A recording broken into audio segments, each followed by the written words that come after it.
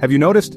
The word AI is buzzing everywhere, from viral images and voice clones to chatbots that feel oddly human. It's in headlines, shorts, classrooms, and boardrooms.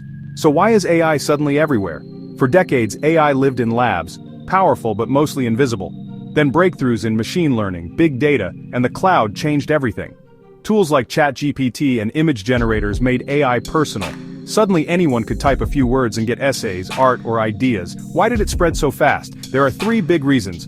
First, accessibility. Anyone with a smartphone can use AI. No degree required. Writers, students, artists, everyone can tap it. Second, speed. What used to take hours now appears in seconds. Third, surprise. AI keeps astonishing us. And people love to share that wonder. So where do we see AI right now? Everywhere. From content to work and play. First, content creation.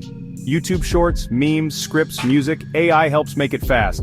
From thumbnails to captions and even music cues. Second, work and study. People use it to summarize reports, learn and write code. Third, entertainment. AI personalizes recommendations and games get smarter. But it's not only upside, there are risks. Fake news, deepfakes, scams, real harms that need attention. AI reshapes industries and jobs, automation and new roles.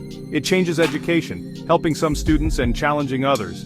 Governments, creators, and everyday people are debating rules and ethics. Policy is catching up, but slowly. So what does this mean for us? AI feels like magic that anyone can access.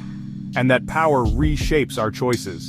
It's reshaping industries, challenging education, and expanding creativity. Some call it the fourth industrial revolution, others warn of risks. One thing is clear. Excited or worried, you can't ignore it. AI has moved from future tense to present tense. It's not just technology. It's how humans learn to create and dream with machines. And this is probably just the beginning. That's why AI is hot right now. Subscribe for more Why It Is Hot episodes.